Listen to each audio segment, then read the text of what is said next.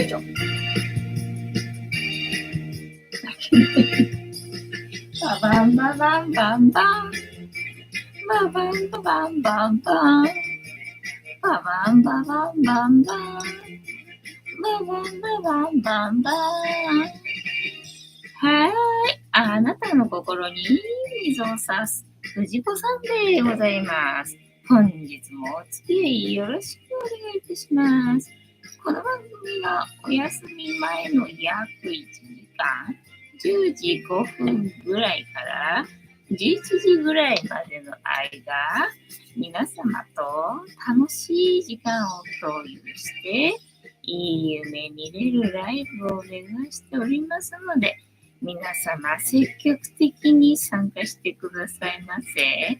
で、番組の前半はこのようににゃんこに夕飯の残りのカリカリとシーバーを用意しておりますので、猫の姿がそこそこ楽しめると思いますので、猫目的で参加される方は、ぜひ番組の冒頭にスマホを握りしめ、パソコンの画面にかぶりつき、息も止めて瞬きもせず、ご視聴いただくことをお勧めしておりますよ。そして、そのままくたばらないようにご注意くださいませ。ちゃんとチャンネル登録とグッドボタンを押して、スパチャを投げてからくたばるようにしてくださいね。で、今画面に収まっておりますのが、チャトラのまさるくん、白黒のふうたくん、白茶のゆりさん。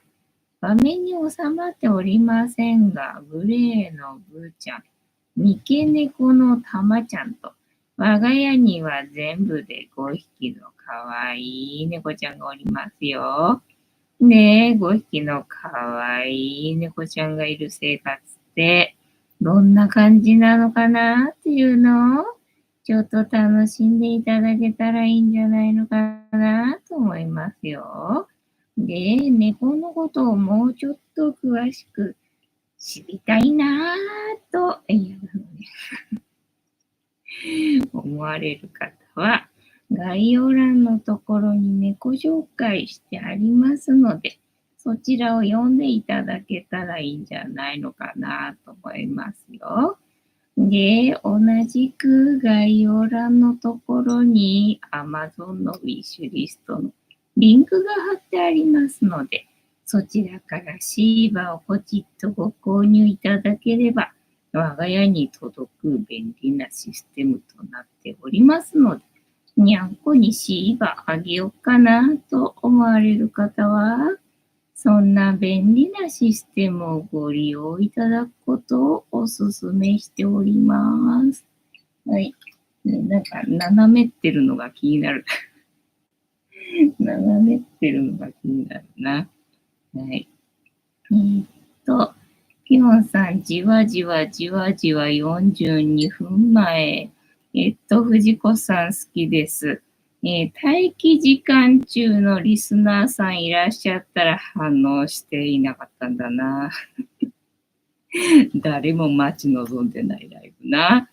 ピョンさん、花粉飛んでいね。そうなんだ。ピョンさん、現場からピョンです。藤子さんはスクワットしてます。負けないぞ。ね、スクワットなんか絶対しねえ。絶対してな。ピョンさん、アラフィフからの筋トレは効果的そうなんだね。太もも鍛えていい夢見ろよ。大きくなったね。で、一日一個。猫に関してのお話もしませんので、これから皆様と一緒に乾杯しようと思いますので、お付き合いよろしくお願いいたします。で、乾杯の時にジャスティスって言いますので、一緒に言っていただけると嬉しいです。はい。では、行きますよ。せーの。ジャスティス。にゃんこたち、ジャスティス。今日は塩入りのお湯うん、まあ、最後かな。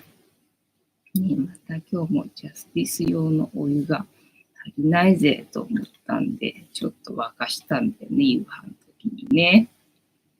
ちょっとだったんで、ちょっと足りないかまだ、みたいな感じだったんで、少しだけ入れてきたんでね、飲みやすい感じの温度の塩入りのさやでございますよ。ピョンさん、ジョアスティス、なんだ、宇宙人がいるな。ジョアっていう感じかな。花粉、そっか、今日、昨日と雨降ってるからあんまりそういう意識なかったけどな。この前、先週か、髪切ってもらった時な、美容師さんが、花粉症だったみたいでね、辛そうでした。申し訳ねえと思って、なんか病人に髪切らせて、申し訳ねえみたいな感じだったな。なんか逆だったらよかったんだけどね、みたいな感じで、なんかもう、なんかすいません、みたいな。なんかすいません、みたいな感じでね、なんか病人に髪切ってもらってる感じだったよ。てんたまさん、滑り込み、ジャスティス、ありがとうございます。藤子さん、皆様、こんばんは、ボンソワ。本日もしぶとーくやっておりますよ。もうね、本当に毎日毎日何喋っていいかわかんないんだけど、何と話しますみたいなね。そういえば昨日、あれだね、ひな祭りだったんだね。もう全然忘れてたよな。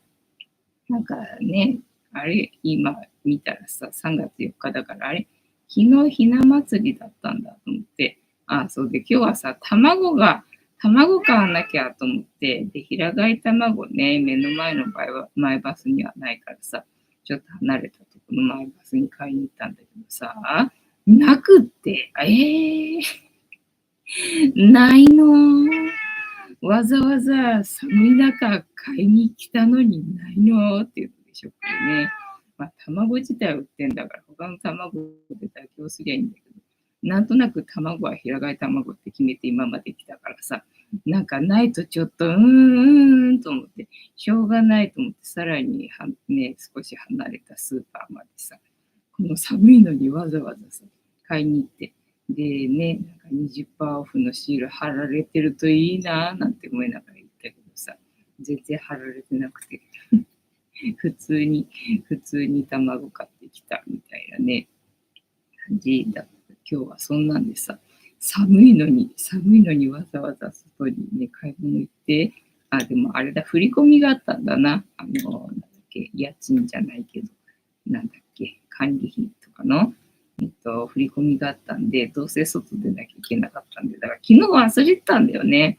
忘れて、でも昨日雨だったか。だから雨だからいいか。雨だったからよかったってことにしとくか。忘れてさ、平日になったら振り込み行かなきゃとか思ってたんだけどさ、すっかり忘れて、忘れたと思って。で、今日寒いけど行かなきゃと思ってて、ただまあ、午前中っていうのかな、朝は晴れてたんだよね。だからまあ、それで無事普通に買い物して、邪魔ね、すみません。買い物してさ、で、振り込み行ってっていう感じで、で、そう、洗濯もして、そうで、昨日ね、雨ざらしにされてた段ボールのゴミね、なんか持ってってくれてたみたいだね。今日は無事なくなってたんで、よかった。もうすいません、持ってってくれてありがとうございますって感じだったな。なくなってたって、よかったよ、持ってってくれたんだ、みたいな感じでさ。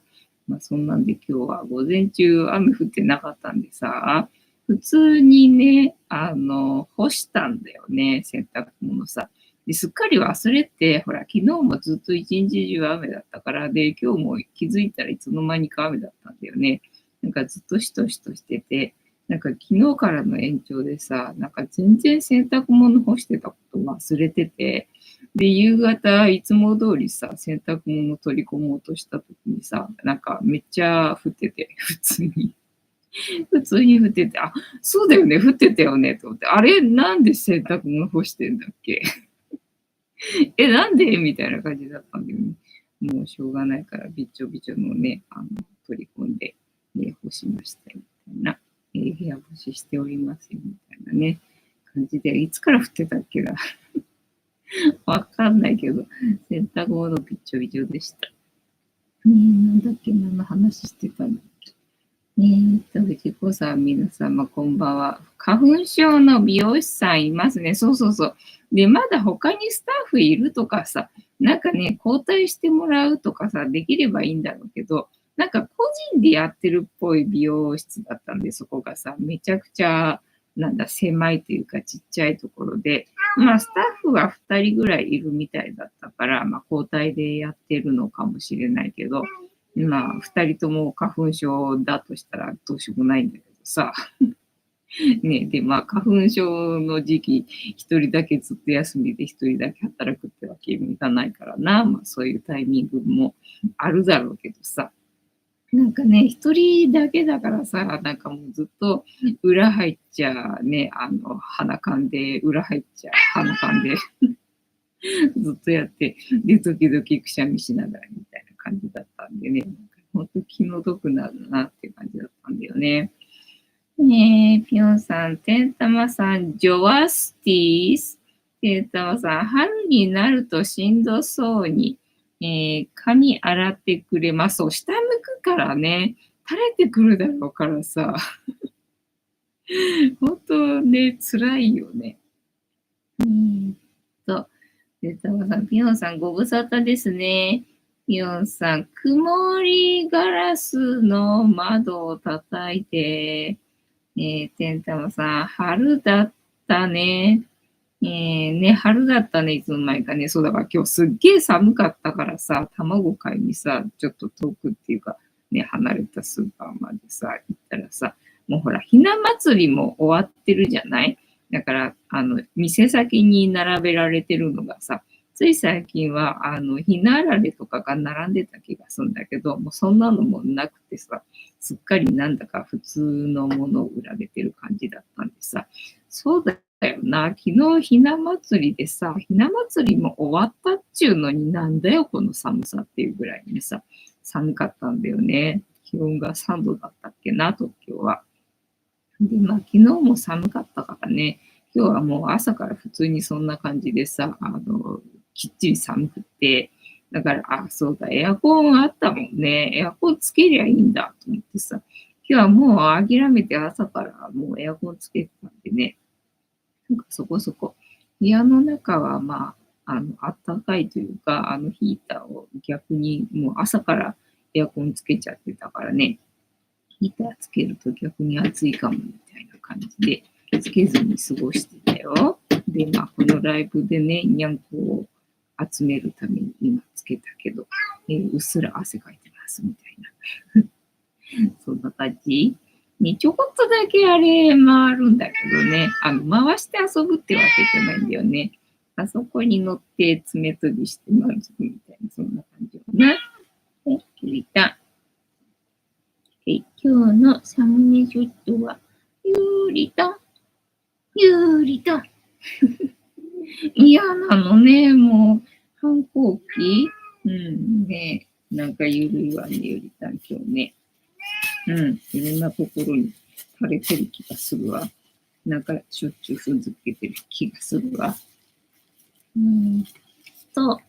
てんたまさん、ピンポン、嬉しい。てんたまさん、ググりました。春だったねっていう歌のタイトルだったのか。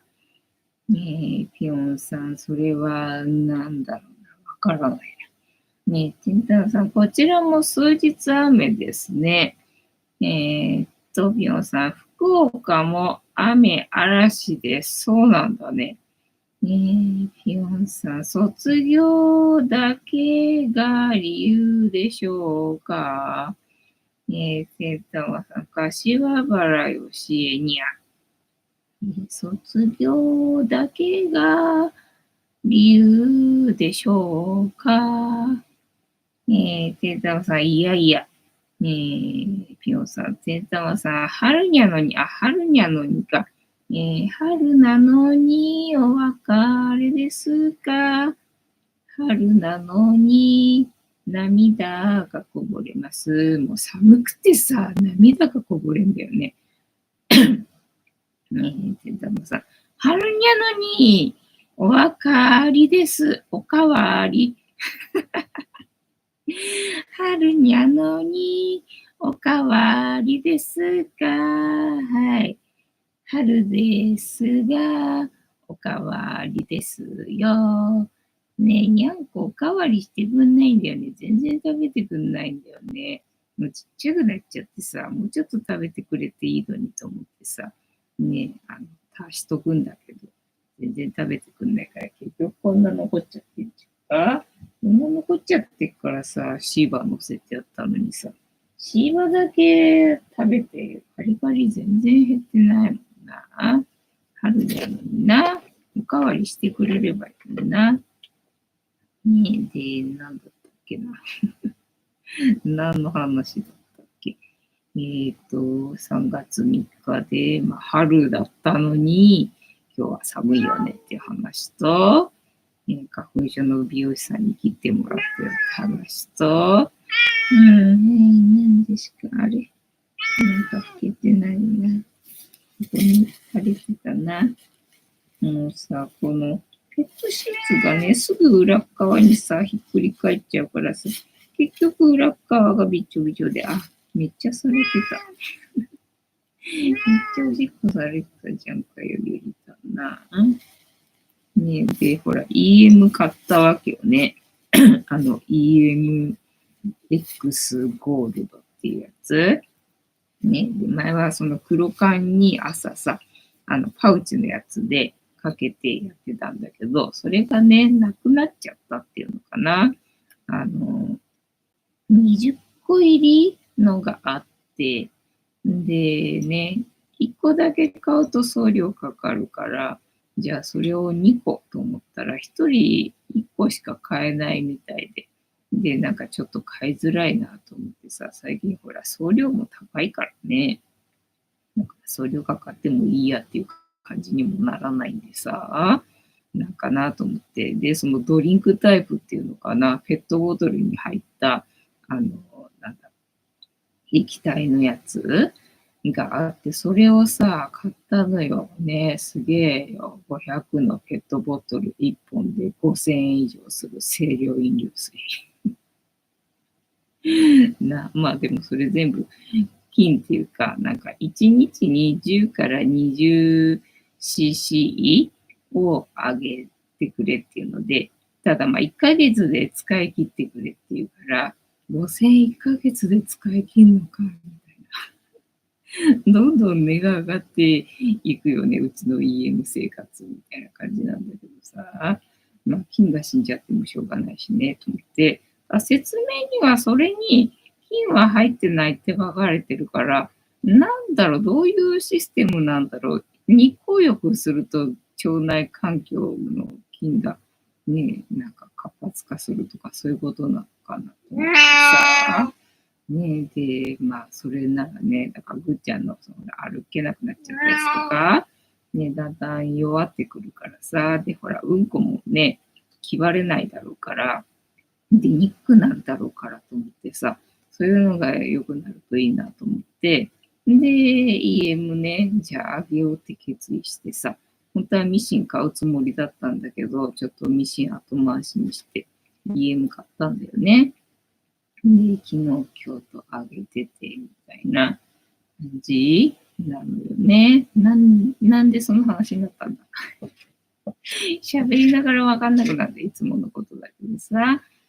て言ったらさ、黒缶クリニャンね、黒缶あげてるのにさ、黒缶もなんか食べなくてな。ただまあ、いつの間にか地味にはなくなってるんで、まあね、全部捨てなきゃならないみたいなことにはならないから、よかったよとは思ってんだけどね。ねえ、ぴょんさん、お引っ越しのお祝い返しも済まないうちに、ねえ、タンタンさん、懐かしいにゃ、ジャスティス、ありがとうございます。ケンタンさん、キャンディーズですかぴょんさん、らんちゃん、やまちゃん、しずちゃん。てんたんさん、いろいろご存知ですね。かにたんさん、こんばんは。かにたんさん、てんたまさん、こんばんは。ぴょんさん。かにたんさん、万歳。てんたまさん、すーちゃんはいい女優でした。カイタンさん、ピョンさん、こんばんは。そうで、今日見たのがさ、沢口靖子の、ほら、ダッダンボヨヨンボヨヨンみたいな CM のさ、サムネがあったわけどね。なんか、懐かしい CM っていうか、その沢口靖子の、昔の CM を知ってますかみたいな感じの動画だったわけよ。もちろん知ってる。もちろん知ってるけどと思ってさ、ね、それで私は沢口靖子さんっていう女優を好きになったんだからさ、もちろん知ってるわよっていう感じだったんだけど、そっか、今の人はその CM を知らないのかと思ってさ、で、まあ私の記憶ではなんか、ダッダーン、ボヨヨン、ボヨヨンだったんだけど、全然そんな CM じゃなくて、あれ、私のこの記憶なんだとかって思うんだけど、まあ、なんだっけ、すげえ巨乳の、ね、なんかつけてさ、なんか際どい格好して歌ってね、で、タンスニゴンか、タンスニゴンの CM でさ、ああ、アホらしいとかって最後にボソッと言うやつな。ああ、そうだったな、そういえばと思って。で、なんか契約が5年間ぐらいだったっけ、元のだっけ、なんか結構最近までやってたみたいだな。私がテレビ見てないからさ、最後の方はわかんないんだけど、なんか結構最近の方までCM ね、沢口靖子で続いてたみたいで、で、その終わるときに、なんかそのタンスニゴンの、なんか性能が、ね、良くなるから、その CM の出演者も変わるんだってっていうね、ので、私首とかっていうね、CM で、どう思うみたいな。どう思うみたいな。なんかそれが最後だったらしいんだよね。あ、そうなんだと思ってさ、なかなか面白くて、あの人のCM は好きだったんだけどな。で、本人はなんか関西人らしいよな。大阪の人なのかわかんないけど。で、どうしてもその関西弁なまりが出ちゃうらしいよな。で、なんかドラマとかのセリフ言うにも、その、なまりが出ちゃうんで、あんまり長いセリフは言わせられないっていうので、結構、周りも自分も苦労したみたいでね、で、なんかもうね、泣きたい感じだったみたいだから、あ、苦労したんだねっていう感じだけど、いや、やめないでくれてありがとう。おかげで私は随分楽しませてもらったよ、みたいなね、感じの、そういう懐かしい CM の動画を今日は見ましたよ。皆様の好きな CM は何でしょうかね。印象に残ってる CM はありますかね。テンタンさん。レジー・ベネットですか？ダッダーン、ボヨヨン、ボヨヨン。そう、それ、何の CM だった？タンスニゴンじゃなかったんだっけ？そうだから本人はもともとお笑いのね、世界っていうのかな、で生きてたから、自分の中にはそういうのがあるんだけど、まあ女優なんでね、でほらドラマとかがね、普通にまともっていうか真面目なドラマとかなんで、あんまりそういう色を出すことなくね、なんか隠してっていうのかな、どっちかというか、なんかそれで活動してたらしいんだよね。で、まあ、それの CM のおかげで、自分らしさを表現することができて、まあそうだよね。結構ぴったりしてていい感じだったと思うんだけど、ただやっぱりイメージを崩されたんでね、それを良しとしない人からは結構賛否両論あったらしくって、私みたいにね、いいじゃないか、沢口靖子って思う人と、イメージ崩されて、なんでそんな仕事したのっていう人とね。で、親からもね、なんかCM は良くないみたいに言われたらしくて、いや、そうだったんだ、そりゃかわいそうだったな、みたいな、ね、裏話とかが、ね、聞けましたね。レジー・ベネットという女子レスラーですよ。あ、そうなのね。沢口靖子じゃないか。なんか、ダッタンボヨヨンボヨヨンって、そっか。なんか女子レスラーであったんです、そういえばね。なんか、アジャコングだったっけみたいな感じので。なんかあった気がしたよね。記憶ごっちゃになってたの。なんか合わさっちゃったな。ぴょんさん、グリコシグレ。グリコシグレってわかんねえな。テンタロウさん、あの当時は結構思い切った演出でしたね。そうそうそう。だからね、最初見たとき、なんか面白かったんです。多いじゃないかと思って。だから結構、流暢にっていうのかな、セリフも出てくるっていうのかな。普通に喋ってる感じっていうのかね。なんか板についた感じがね、いいじゃんと思ったけど、もともとそういう喋りの人だったんだね。あ、そうだったんだ、みたいなのをね、今日初めて知りましたよって感じ。で、CM でさ、なんだっけ、政治家の真似、なんか、あれかな、蓮舫の真似なのかな。ただその服装というか、そういうのからいくと蓮舫の真似ではなさそうな感じなんだけど、だからセリフがもしかしたら、あれこれは蓮舫のセリフのパロディかなみたいなのがあったんだよね。だからそれもすげえ上手。すげえ上手だったんだけど、なんか、演技も下手だしみたいので、ただやっぱり美人だからね、その可愛さが際立ってるんで、やっぱり目が離せないんでね、一般人としてはやっていけない感じの人ではあるけど、ただ演技させようとすると演技は下手だし、歌は下手だし、みたいので、なんか扱いにくいみたいな感じだったらしいよな。でもその割には歌ってたよね。その割には歌ってんじゃん、みたいな感じだったけどな。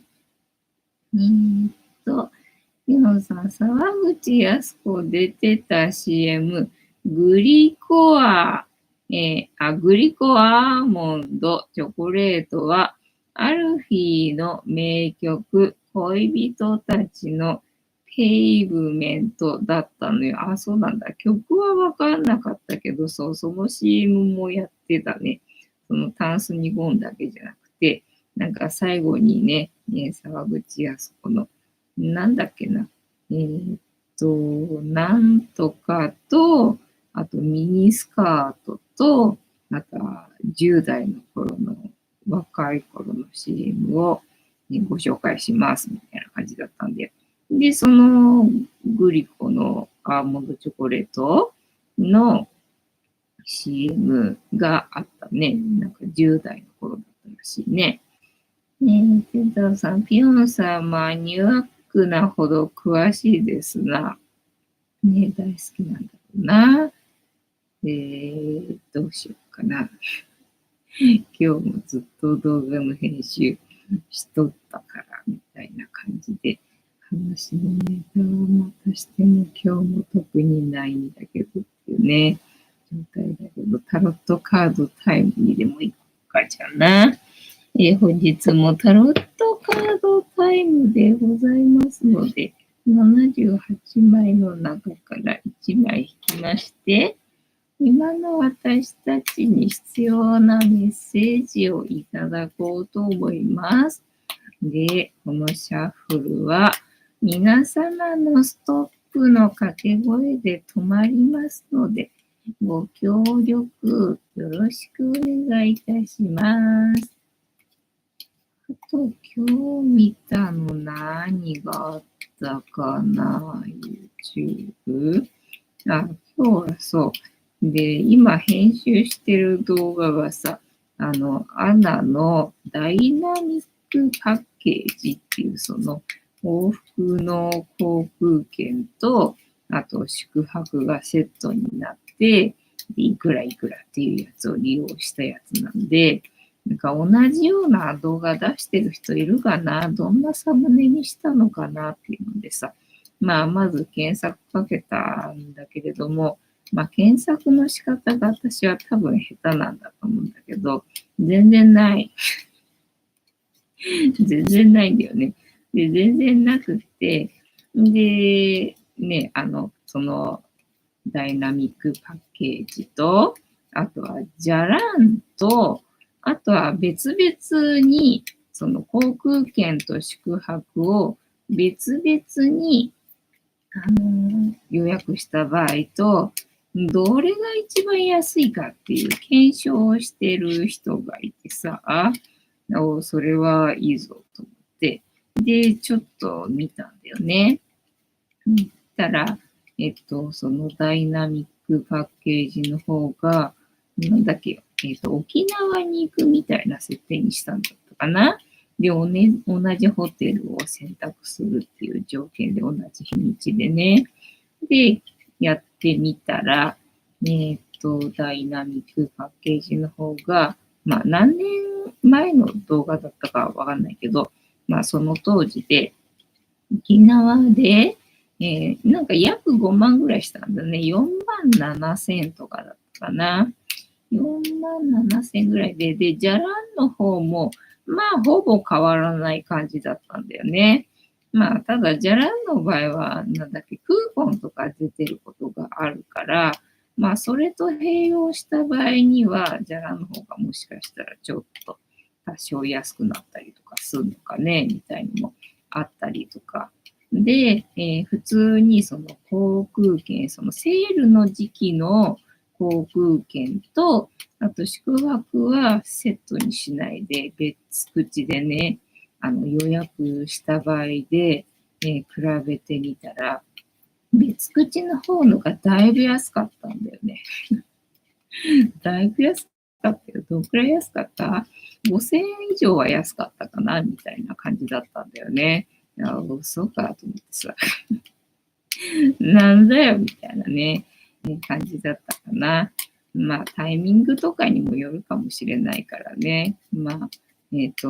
その時にちゃんといろいろ調べて比べてみるのがいいのかもしれないけどっていう感じだけどな。やっぱりそうか、みたいなね。がっかり。がっかりよ、みたいなね、感じだったな。なんだっけ。でもさ、そんなことより、リッツパーティーしましょう。そうそう、リッツパーティーの CM もやってたね。ケンタマさん、長澤まさみの虫コナーズの CM が、沢口靖子の CM の流れを組んでる感じですね。なんかあったよね。思い出せないな。なんかあった気がするな。そう、なんかあった気がするな。長澤まさみもな。そうそう、長澤まさみもなんか同じ感じで好きだな。沢口靖子とね。リッツに色とりどりのトッピングをしてのパーティーは憧れましたね。そうそう。CM のせいでな。なんかリッツにはなんかああいうね、トッピングしてパーティーしなきゃいけないんじゃないかっていうなんかそんな感じがしてしまうようになったよな。結局は普通に食べちゃうんだけど、なんとなくいつも開けるときに、なんか乗せなきゃいけないんじゃないかみたいな。でも何乗せていいかわかんないみたいなさ。ねえ、だってほら、チーズもないし、ねえ、あっても乗せないし、なんか生ハムとかないし、あとなんだろうな。なんかさ、パセリじゃないけどさ、おしゃれな葉っぱとか、あとは、なんだ、なんだっけ、出てこないよ。ナーフだやらないからさ、全然なんか何乗せていいのかわかんない感じだよな。テータさん、真夜中のパーティーストップありがとうございます。では、パーティーストップいただきましたので、ここから6枚置きまして、7枚目のカード、今の私たちに必要なメッセージをいただこうと思います。いきますよ、せーの。1、2、3、4、5、6。で、7枚カード、本日はこちらでございます。せーの。じゃじゃん。あ、ダイアルカナだ。ダイアルカナ。不安のカードの逆位置だな。そう、不安のカードというね。急に父親からなんか心配かけてごめんね。頑張るから大丈夫だからっていう LINE が来て。あ、絶対ダメだろ、これ。絶対ダメだろうみたいな感じだったけど。まあだからといってなんか何を送ったらいいのかなと思って、まあにゃんこの癒され画像でもあればなと思ったんだけど、ほら、にゃんここたつにさ、詰まってっから全然写真撮れなくてみたいなね、感じでスルーしましたよ、みたいな。なんだっけ、月のカードな。もう逆位置だな。次、タロット、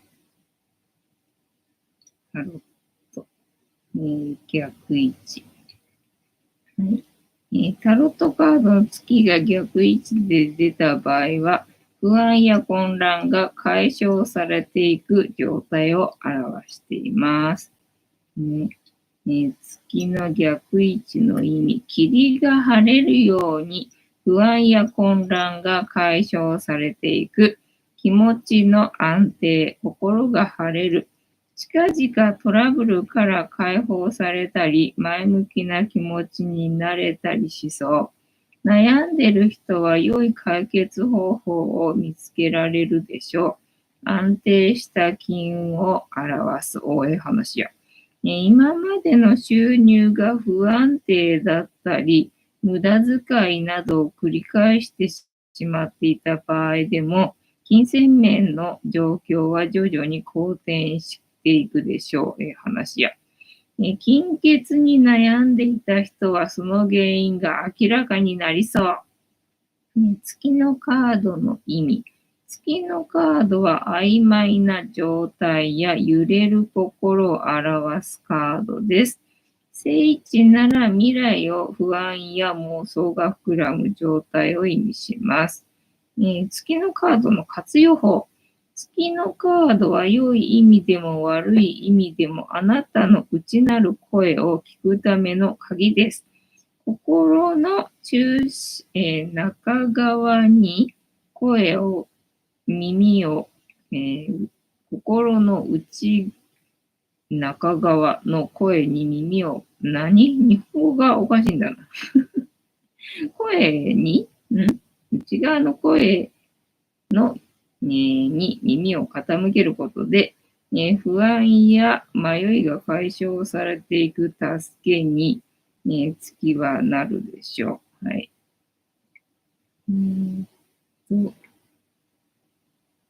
マイナビウーマン。逆位置の意味。ここから拾ってきたのか。前向きな気持ちになれたりしそう。悩んでる人は良い解決法を見つけられる。月の逆位置が出た場合は、運気アップの兆しなのです。おー、よかったね。いいカード出たじゃないか。逆位置のキーワード、安定、希望、課題の解消、事態の好転、先が見通せる神秘的、絵柄から読み解く月の意味。月にはその名の通り、月が書かれています。月の顔がうつむいていることから、不安や曖昧さを読み取れます。また月は満ち欠けを繰り返し様々な形をとることから変化を告げているとも受け取れるでしょ建物、精神と現実の象徴。心で感じていることと現世界に見えていることのアンバランスさ。犬と狼。犬は知性、狼は野生の象徴。状況に合わせて知性と野生を使い分けた方がいいというメッセージ。水の中のザリガニ、潜在意識で不安に怯える心理を表す。で、そんなもんかな。はい。というわけで、本日のタロットカードの意味調べるの会は、またぐーちゃんに腕をロックオンされちゃった。今日はずっとぐーちゃんに腕をロックオンされてるな。不安が解消されるらしいよ。よかったねっていうね、カードでございました。参考にしていただけてたら幸いでございます。ペンタマさん、あら、ピョンさん、青空の梅干しに、ペンタマさん、大丈夫じゃないフラグ立ってるじゃないですか、でしょ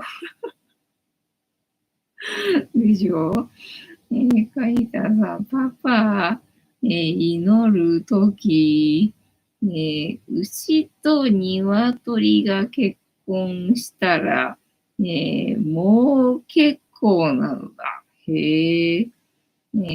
カニタさん、これでいいのだ。そうなのよ。だから言ったのよ、前にさ。頑張る頑張るって、まあ頑張るって言葉しか知らないっていうか、まあ頑張るって言葉しか出てこないんだろうなと思って、まあその時はスルーしてたんだけど、後で頑張らなくていいんだよってメッセージは送ったんだけど、またしても頑張るから大丈夫っつってからダメだ俺やと思って。全然俺の話聞いてねえじゃねえかみたいなね。そんな感じでした。ピヨンさん、カニタンさん、ありがとうね。カニタンさん、おかげさまで懐かしみ中です。てんたまさん、赤塚不二夫の原作を読んだら、この人すごいなって思いますよ。ああ、そうなんだね。てんたまさん、長井豪のデビルマンとか、原作がすごい。へえ、そうなんだね。やっぱりな、そういうね、人って才能がすごいんだよな。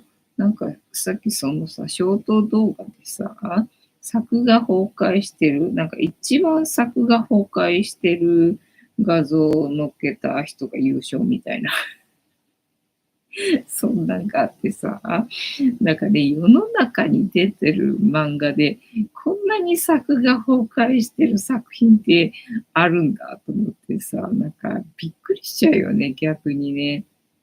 なんかすごい、人間の大きさが全然違いすぎるっていうのとかさ、ね、なんか小人と、なんだ、大男のなんか、みたいな感じになっちゃってたりとか、あと頭がでかすぎてさ、なんかヘルメット外してるところのシーンなんだけどさ、よくそのヘルメットに頭収まってたね、みたいなやつとかさ、なんかすげえ不思議な絵が多いんだよね。なんかこんなんでね、プロになれんだなとかって、なんかちょっと感心しちゃったね。なんだったっけな、なんかの話をしようとしてた気がしたんだけど、忘れちまったな。チョコレート、リッツパーティー。ね、リッツパーティーあったよな。リッツパーティーしたことありますか？リッツパーティーしたことありますか？なんか乗せて食べてみたことはある気がするけど、何乗せたかな？は、虫コナーズの CM か。虫コナーズの CM ってどんなんだったっけ？なんかすごい思い出したいんだけどな。出したいんだけど、思い出せない。虫コナーず。息子ならず CM 見ればわかるから。繋がらないんだな、この時間な。と、4つもあるのか。息子ならず。関西弁と変顔を披露。後で見るか。ここで流すと多分ね、怒られちゃうもんね。後で楽しみに見るしかねえな、これはな。あとは、なんだったっけな。梅干し、と、何があったっけな。グリコしぐれ、レジベネット、キャンディーズ、ランちゃん、ヤマちゃん、しずちゃん、春にゃのに、卒業だけ、福岡も、雨、嵐、春になると花粉症の話か。花粉症の話に、免疫体質、ダメだ、思い出せない。何を話したらいいのかわかんない。あ、そうそう、ぐーちゃんね。ぐーちゃんに今日ずっとね、こうやってさ、動きたいなって思うとね、こうやって腕録音するから動けなくて困るわって感じなんだけど、今日はだから割と、なんだ、調子いいというか、普段通りだった感じかな。いつの間にかテーブルの上にさ、乗ってて、朝、にゃんこに水をあげてんだけどさ、洗面器に入ってるわけよね。なんか洗面器に入ってる水がにゃんこたち好きなんでさ、なんかいつの間にかにゃんこの水入れが洗面器になっちゃってんだけど、それをさ、朝取り替えるんだよね。で、取り替えるんだけど、まあ、入れ物洗面器が2つあって、まあ、同じ入れ物で水を入れ替える場合と、まあ、ちょっとタイミング的に無理で、もう一個の洗面器に水を張る場合とあるんだけど、で、今日はそのパターンで、もともとあったやつをキッチンの方に持ってってね、で、キッチンの方にある洗面器に水を溜めてる間にさ、いつの間にかそのテーブルの上に乗っかってた洗面器の水をさ、なんかぐーちゃん飲んでて、で、前はよくあったんだよね。で、だからいつも通りの光景だったんで、なんか一瞬わかんなかったんだけど、後で、あれぐーちゃんテーブルの上乗ってる。ぐーちゃんテーブルの上乗ってたな。テーブルの上乗れたんだ。よかった。と思ってさ。で、夕飯の後か、テーブル片付けた後にさ、ぐーちゃん乗っててさ、なんかめちゃめちゃ泣いてるわけよ。で、それも前からよくある光景だったんでさ、一瞬忘れてたんだけど、なんだ、ぐーちゃんまたテーブルの上乗ってんじゃん。あれどうやって乗ったんだろう。あれどうやって乗ったんだろうと思ってさ。で、ね、クーター普通にピョンって乗ってくるし、で、クーターとグーちゃんでね、テーブルの上乗っちゃってさ、いつも通りの光景っていうのかな。いや、ね、普通にテーブルの上に乗れてよかった。よかったよってね。なんか、いつも通りの日常が送れるね。なんだ、ありがたさっていうか、ね、幸せをちょっと噛み締めてしまいましたよ。ね、よかったよ、ぐーちゃんね。またテーブルの上に乗れてな。と、ぴょんさん、沢口靖子より藤川さんの方が、格段に可愛い。いや、そんなことない。沢口靖子の可愛さすげえ、すごかったんだなっていう、ね、のも聞いてさ、やっぱりそうなんだと思って、ね、あんな人がだって普通に一般人でいたら、そりゃあ目立つよねっていう感じじゃんか。で、やっぱり、友達に勧められて、で、芸能界入りしたらしいんだけど、ああいう人はそれが正解だろうなっていう感じなんだけどさ、なんか目立ったみたいだよね。で、電車とか、とにかく街を普通に歩いてるときに、常に男性がゾロゾロついて歩ってたと。常になんか男の子をね、引き連れて歩ってたよみたいな感じで。で、電車とか乗っても、みんなその車両に乗る人がその沢口靖子のファンっていうの、親衛隊っていうのかなが乗るんで、なんか沢口靖子車両になってたみたいな。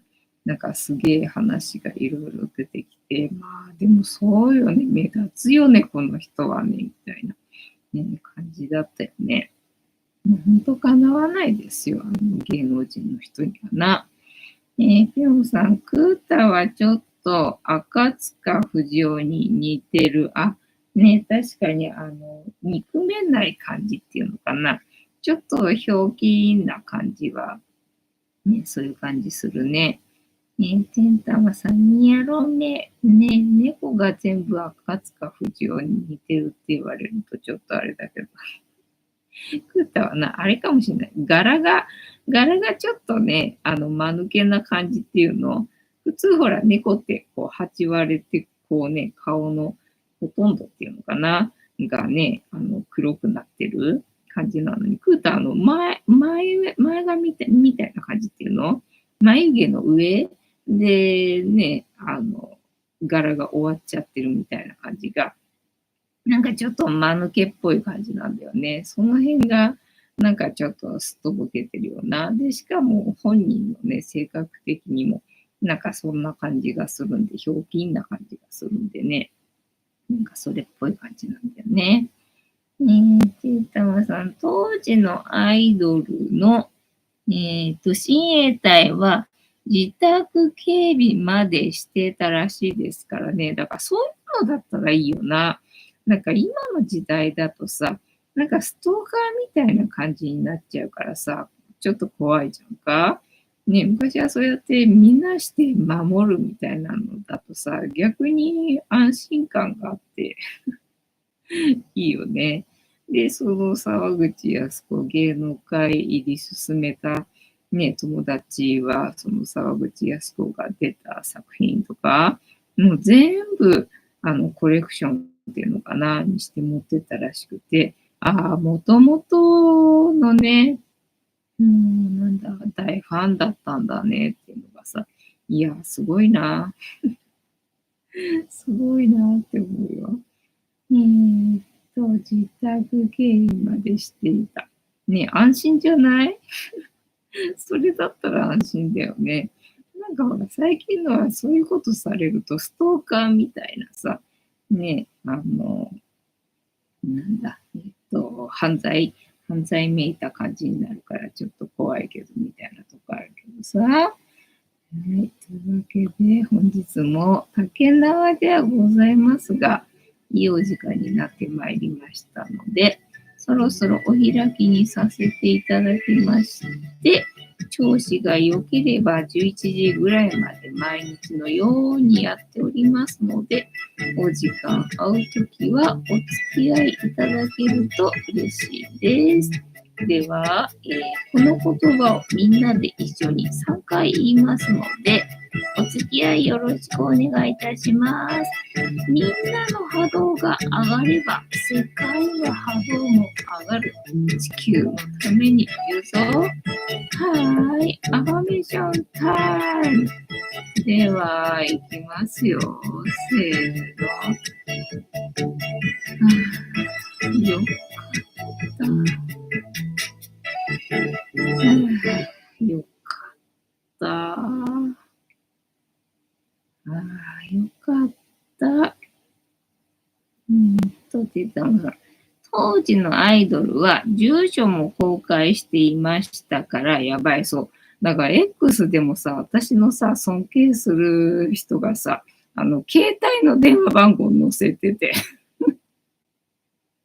すげえ覚悟だなと思って、またさらに惚れ直すみたいなとこあったよな。はい、というわけで本日も、お付き合いありがとうございました。次回も見てくれるかな？はい、いいと思う。じゃんけんぽい。はい。ではでは、いい夢見てね。おやすみなさい。バイなら。